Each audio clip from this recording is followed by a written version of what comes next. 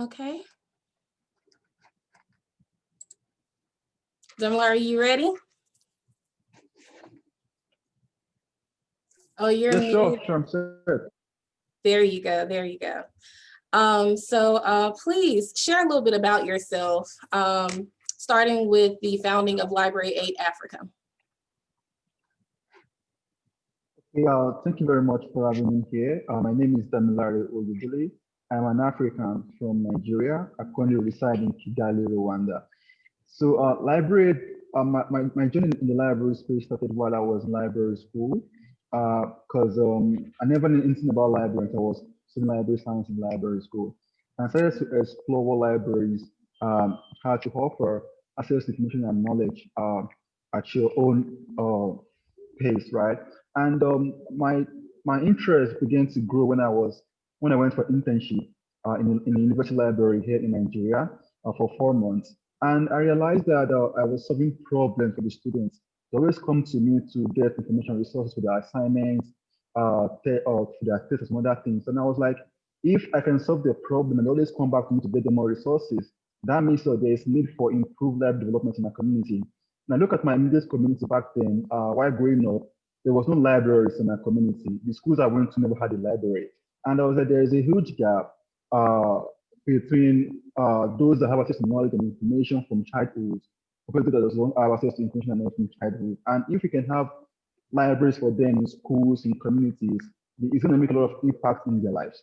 That prompted me to start to publish articles in Nigerian daily newspapers back then, writing about how libraries can impact the community.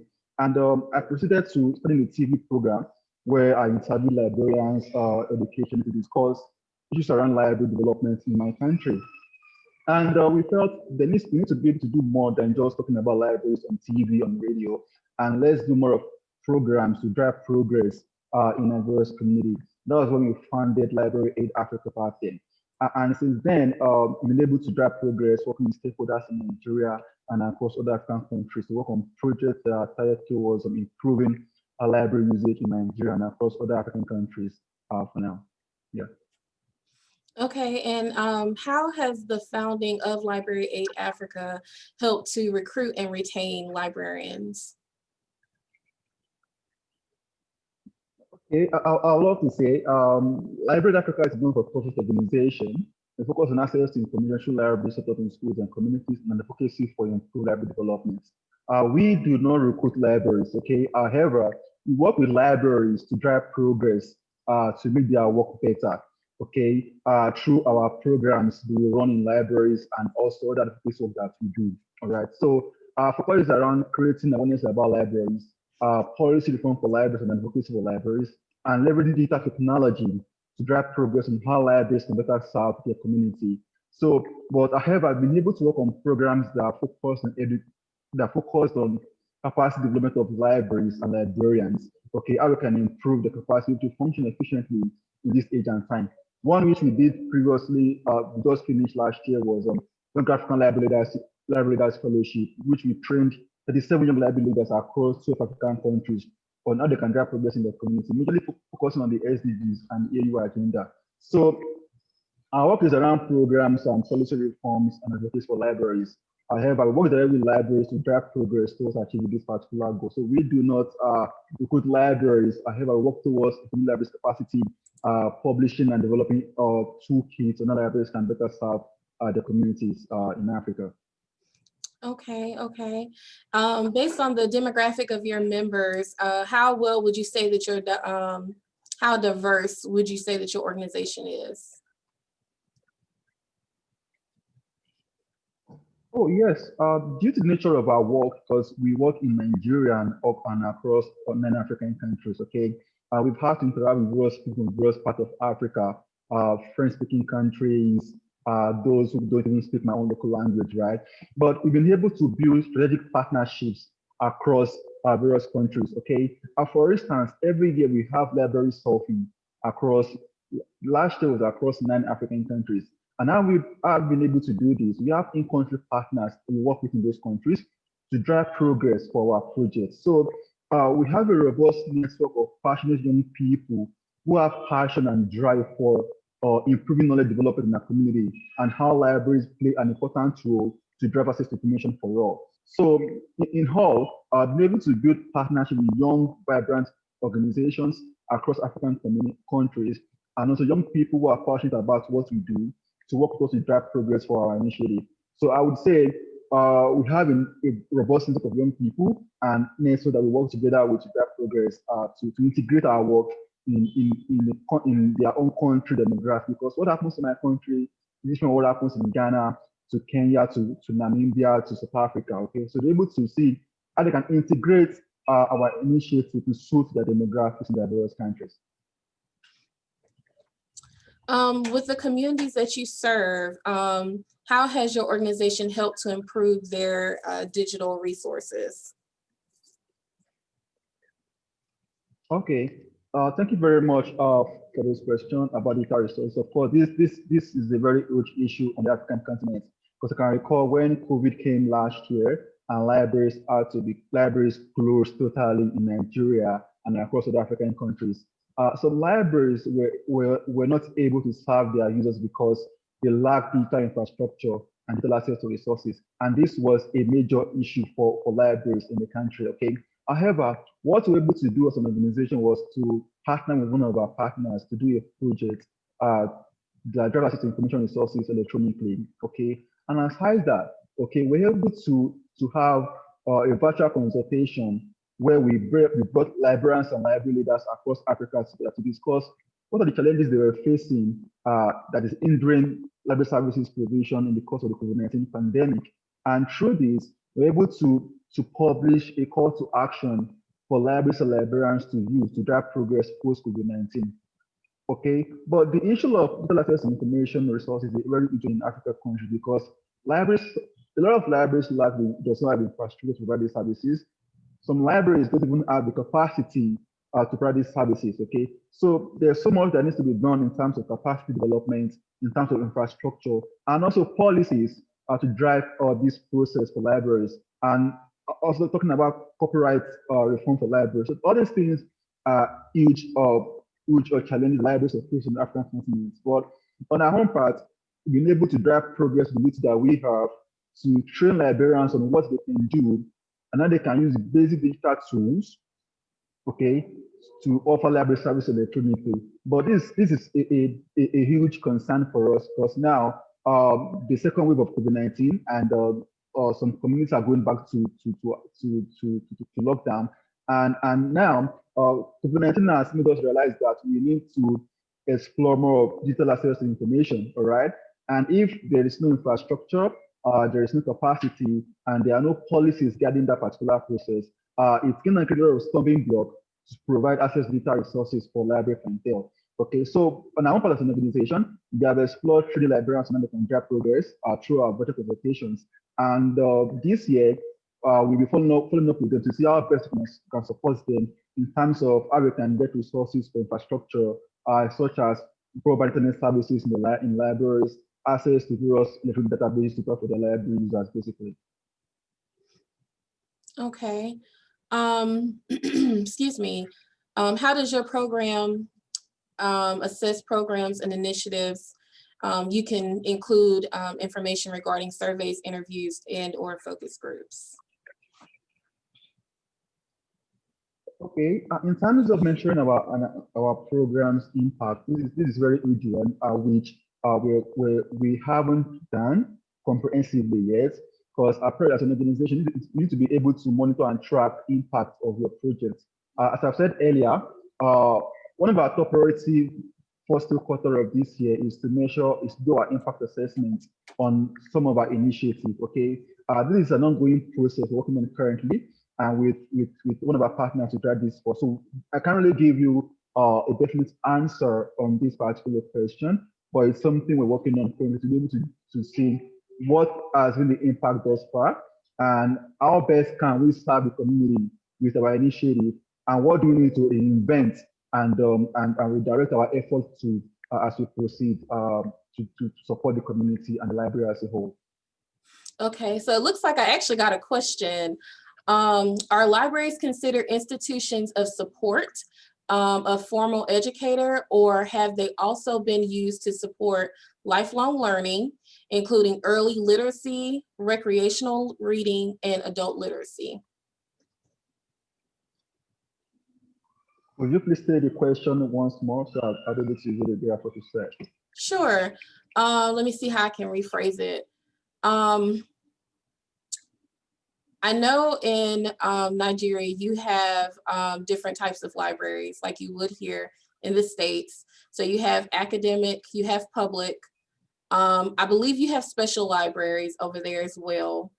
Are those institutions, are they considered support formal educators? So how strong are they viewed in a educational setting as opposed to recreational use, like programming and outreach tools?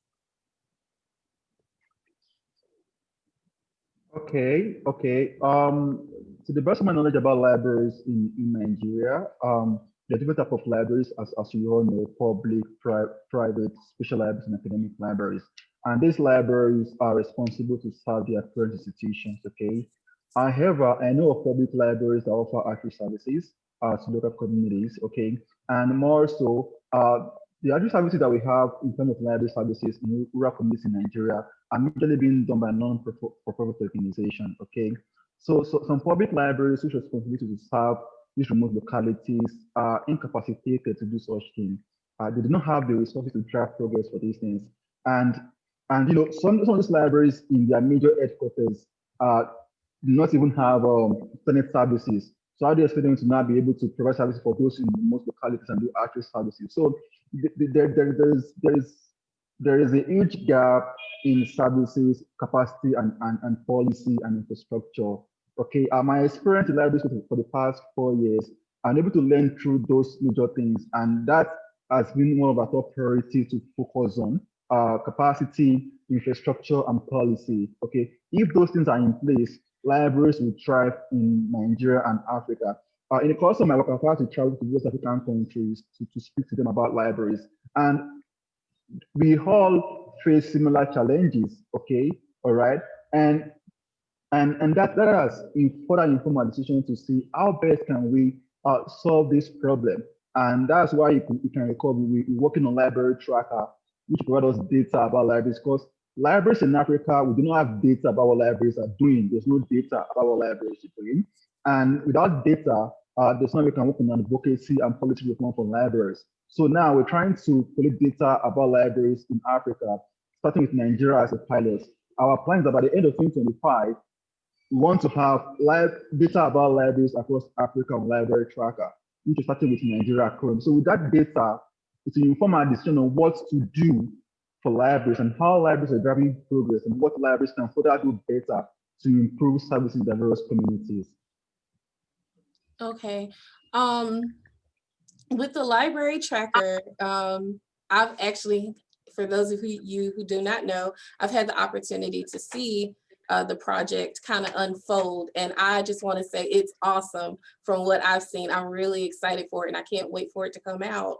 But one thing that I learned is that some library services and access to those services are not free.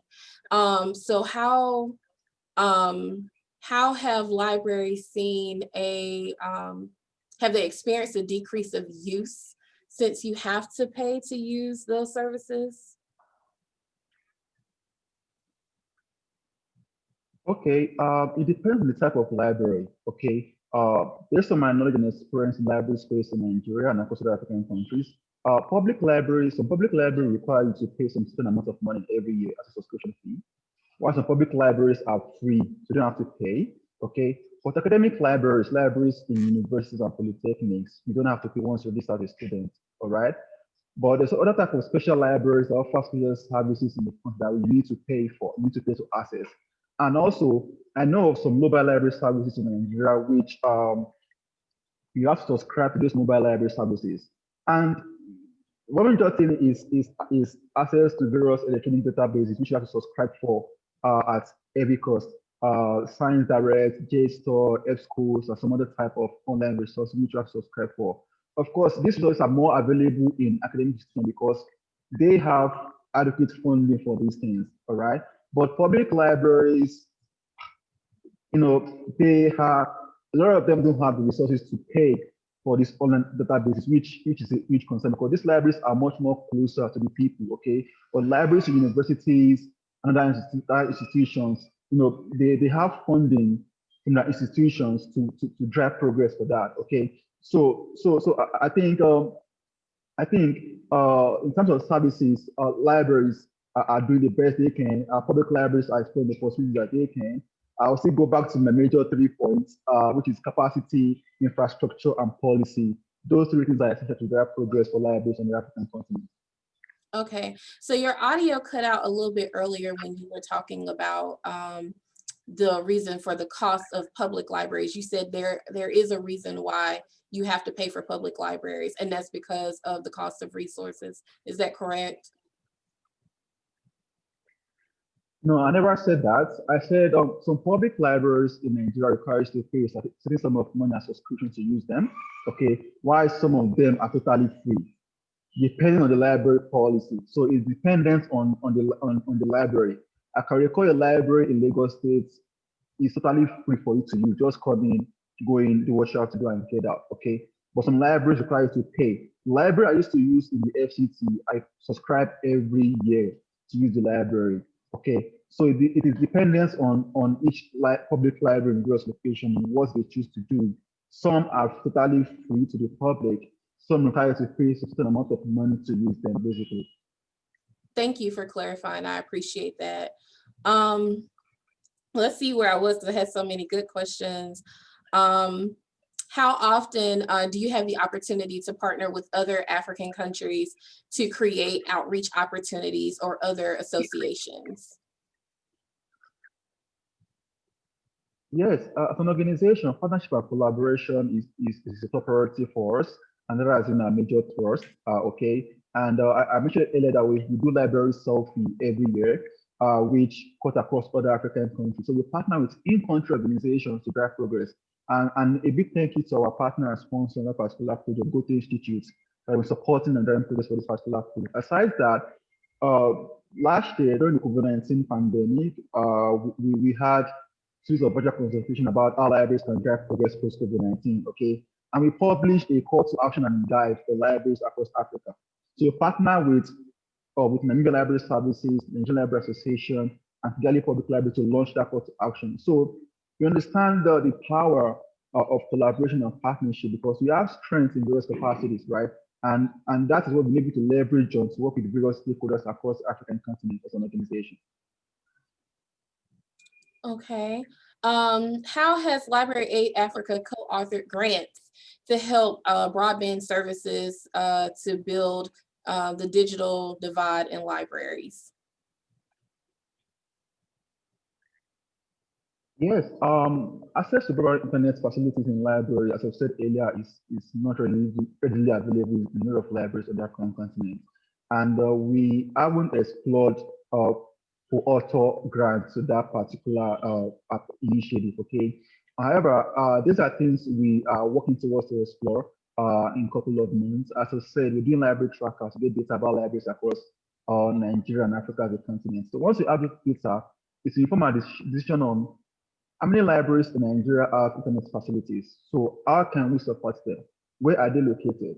All right, because we can't do things without data to back up our claim, right? And we need this data to be able to know how to go about these approaches. Okay, so the reason why some of these things we haven't jumped onto them because why we do not have data to back up our claim. We do not have data to know what is really happening on ground and how best we can support. However, these are things we have to explore definitely in the next couple of months, definitely. Okay, and of course, open to partnership on how we can set that progress if available. how has Library Aid Africa worked with the IFLA and the Goethe Institute, and how has that helped with your collaborative spaces online, so through social media?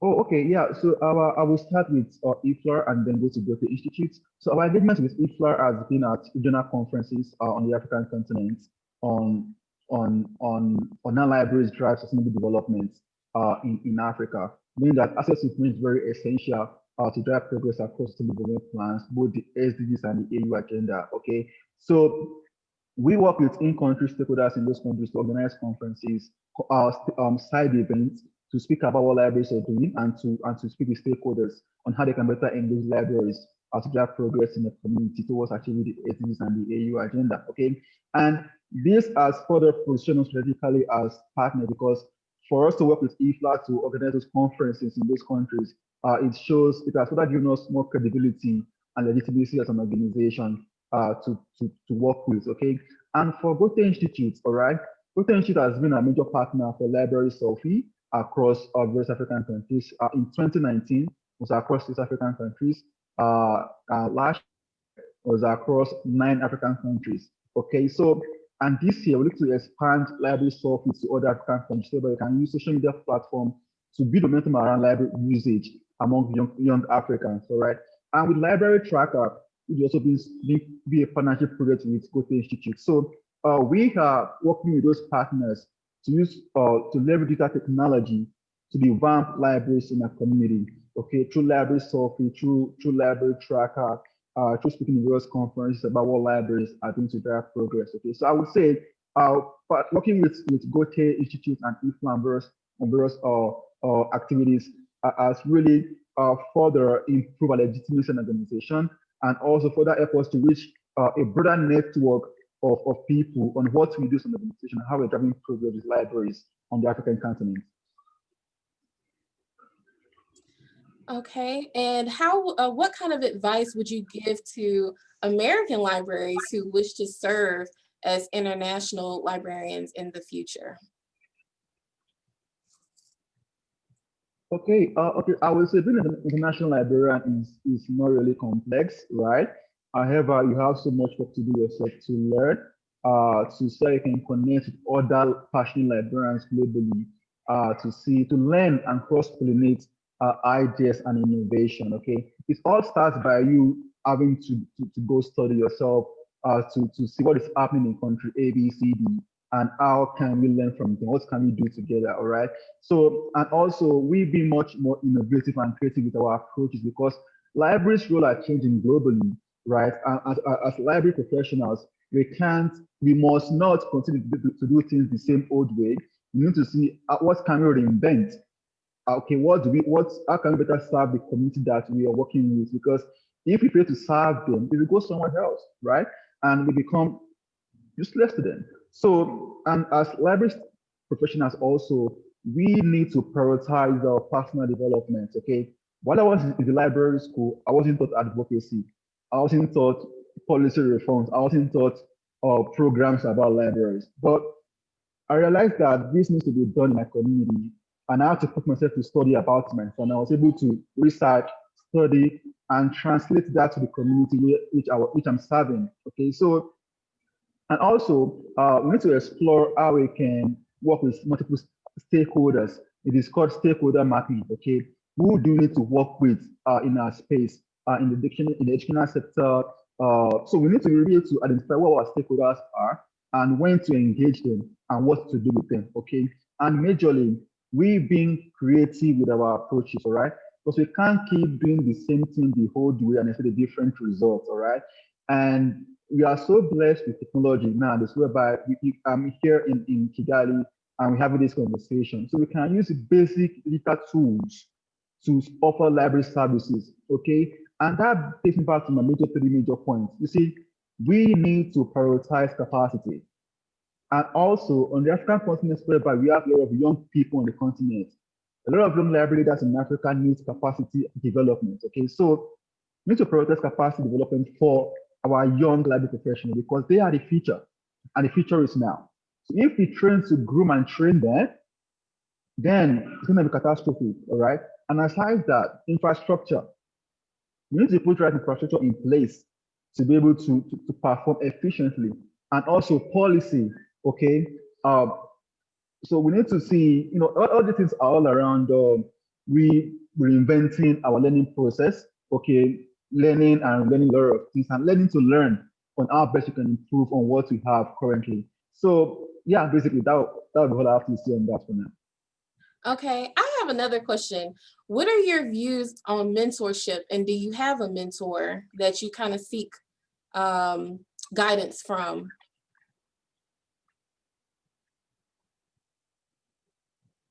Oh yeah, personally myself, I'm a part of mentorship, right?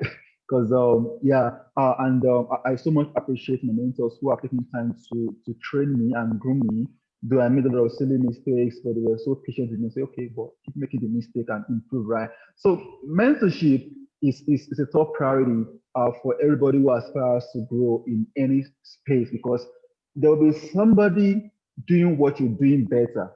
All right. So just walk up to the person to guide you through the process. Okay. And you might not get a mentor in a specific field, all right, but the other people whose career might interest you and you can cross-pollinate what they've done to your own space. All right. You can rewrite their experience to suit what you're doing. Okay. So personally, I've been fortunate to be mentored by usually women, like women, right?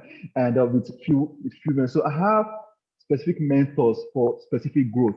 Okay. For librarianship, I have those I reach out to. Okay. For my work in the development sector, I have those I reach out to. Okay. For my mental health, I have those I work up to. So you need to be able to map out what kind of mentorship do I want, okay, and who can I meet up to, and does the person have the experience to coach you through the process? That's also important. So you need to research on who do you want to take up as a mentor, okay. So in 2018, I engaged somebody to be my mentor. So I messaged him on Facebook. He did reply my message. I said, okay, cool.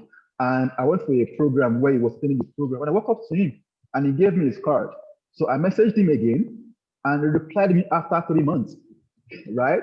And when we had our first session, what I learned from him for just 2 hours were things I would spend 3, 4 years to learn personally myself, making silly mistakes. All right. So he's investing his time, pouring his experience for me to learn from it. And I would say since I started mentorship from him in 2018, my growth has been tremendous in that space. And I've been able to be able to push some things through based on the advice he gave me. So mentorship is important, but it is sad that in librarianship, mentorship is hard to come by because we all still work in libraries and also, and I think it is essential probably librarians could work on a network of mentors, okay, to further guide young people to have passion for what they do, okay, because I'm talking for the African perspective, right? That's why I want to engage these young people studying library science. A lot of them are lost. They don't know what to want to do with before they're studying. But when I start to speak to them on what they can do and share part of my story with them, they feel encouraged to do more. Okay, and that is mentorship. All right. So I strongly believe in mentorship personally because I've been a beneficiary of mentorship and I still benefit from mentorship. Okay, and yeah, basically.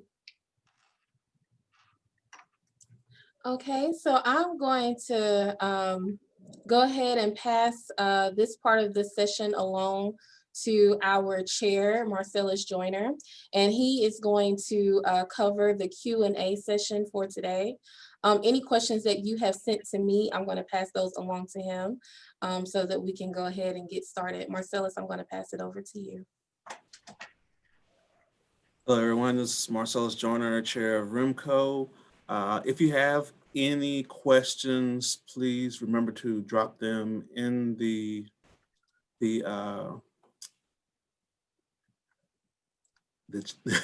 chat queue. And I do have one from a little bit earlier. I'm not sure if it was covered, but one question was, Damilare, if you don't mind answering this one. Who funds public libraries and what are the plans for funding? Okay, in Nigeria, public libraries are funded by the government of each state. okay, depending on where the library is located. Public libraries are funded by governments, okay? However, they also get support from the national stakeholders and non-profit organizations to improve what they do, all right? So public libraries are funded by government, but they also get support in terms of donation of equipment, books, and resources from the organizations who willing to support library work in Nigeria and Africa. So yeah, basically, so that would be my response to that. Okay. All right, then we have another. Someone wants to know where did you go to library school, and do you have any advice for American library students to prepare, not library students, American library schools to prepare their students for international work? Okay, thank you very much for your question. So I study library science here in Nigeria at a diploma level, and my advice for students who wants to explore international librarianship is just to be curious and ask questions, right? Willing to explore. Okay, it lies most on you to drive progress for this. As I was saying earlier, I wasn't taught library advocacy in library school. I wasn't taught all this about libraries in library school. I had to go study myself. All right. So it really lies on you on what you want for your life. What is your career focus? What do you want? Do you want to sit in a library throughout your career, or you want to visit libraries across the globe and work on projects? So it depends on what your career focus. Mine is I want to work on American libraries on the African continent, and I'm going to chart my path as a library advocate for that. So look deeply to yourself. What do you want to do with your field, with you studying library science? Okay, that will determine how you're gonna go about this. But it all depends on you taking responsibility to learn. Nobody will come and teach you, okay? Because really, you need to be to learn, research, study on how best you can improve and how you can drive progress for yourself, basically. I totally agree. That was my experience in library school. I had to get out and pound the pavement to get what I wanted. I wanted to go into archives and history, so I went and talked to some of everyone from some of the universities here and locally in North Carolina to find out how they went on their journey, how they got to where they were, and in turn, that it actually turned into an internship. So I totally agree with you. You have to take the bull by the horns and take control of your own destiny, and lead it in the direction that you want to go into. Do have another one. Partnerships between the United States LIS schools and international schools for exchange programs. Have you done anything in that area, or to go or to phrase it another way, because are you familiar with the International Library Organization, IFLA? Mhm. I didn't get your question. Please repeat. Have you or your organization worked with the International Federation of Libraries, IFLA? Yes, we've worked with them on conferences in the African continent, regional conference on on SDGs, where we go speak and host side events in our libraries drive as progress towards achieving the SDGs to access to information.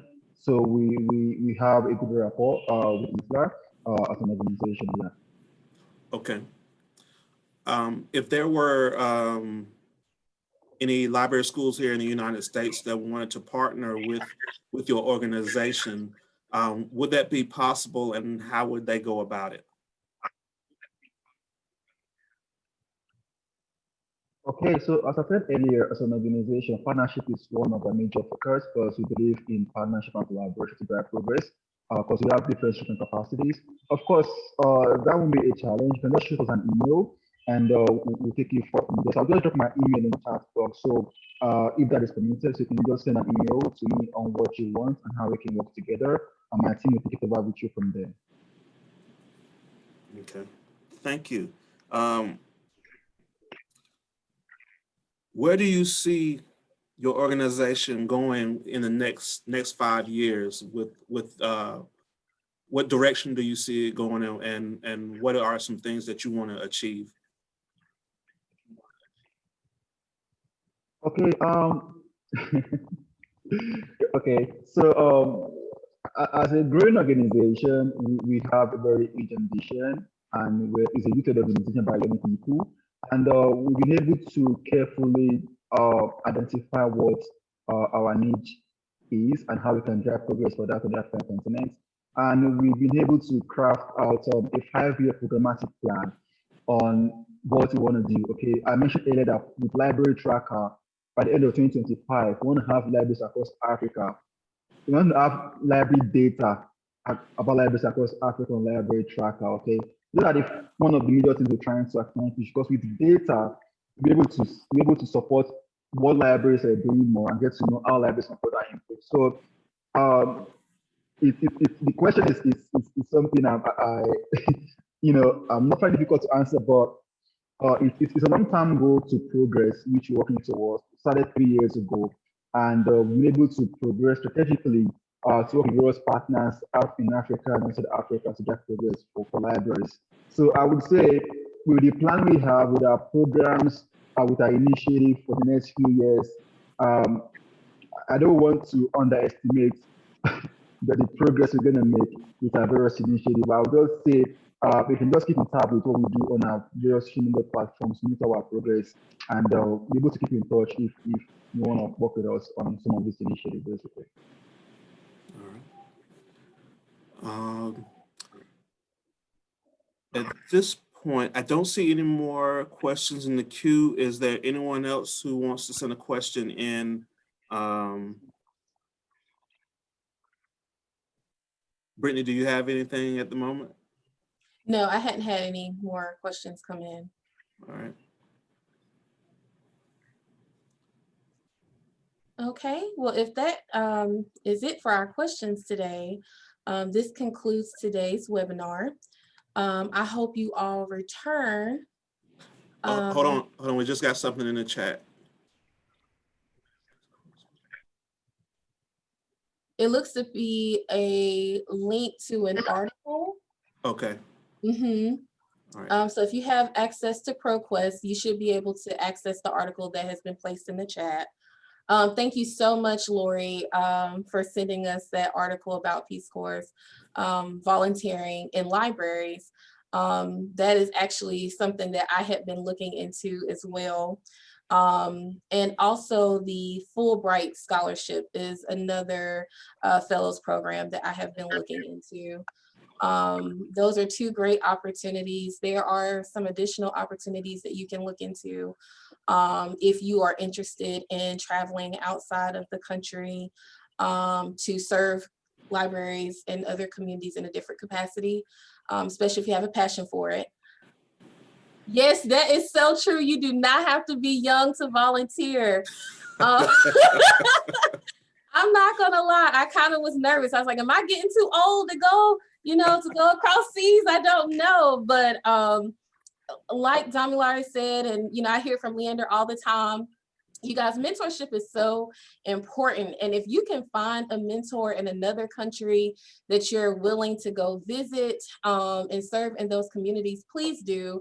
I have made a friend in Damilare. I'm so excited, that I've had the opportunity to meet you, to work with you and hear all the amazing things that Library Aid Africa has been able to do. I hope that at some point when I am able to travel outside the country that I can work with you in a different capacity outside of what I'm doing right now as an international stakeholder. But you all, I encourage you to continue to look and research, especially if you're really interested. And it says, it looks like the link is only for UNCG students. Okay, she saw the citation below. But I encourage you to do your research, find you a mentor in that country that you're interested in. Please use LinkedIn, okay? LinkedIn has been a great source for me, as well as connecting via Instagram and Twitter. With COVID, librarians have had to be creative in the way that they have been networking. And so social media has been a great space. I have added all of Damilare's social media handles, as well as Library Aid Africa's Facebook page name. If you have more questions, he has put his email in the chat. I encourage you to reach out and network as much as you can. Again, today's session was recorded, and so it's going to be placed on our YouTube page. And you can find this video in another 24 hours by searching YouTube, typing our name NCLA RIMCO, and you'll find it titled A Journey into International Librarianship. We'll have another session next Monday at 11 a.m. Eastern Standard Time. If you have any questions from now until then, please write them down, jot them down, and we'll try and answer those to the best of our ability in our next session. And if you're interested, I'm always going to push RIMCO membership. You all, if you're interested in joining RIMCO, please do visit NCLA RIMCO. You can do that through a basic Google search. And we have all of our details regarding membership and signing up on our webpage. You can find our latest newsletter and our upcoming webinars on that webpage as well. For those of you who are not aware, we have partnered with STEMlink, and we are going to cover diversity in STEM, as well as retention and recruitment in STEM. So if you've ever been interested in STEM librarianship, please join us. You do not have to be a RIMCO member or a STEMlink member to view that webinar. So please share as much as you can. And I'm not going to keep you long. Thank you for joining us today, and we really appreciate it. And you just have a great day. Thank you. Thank you.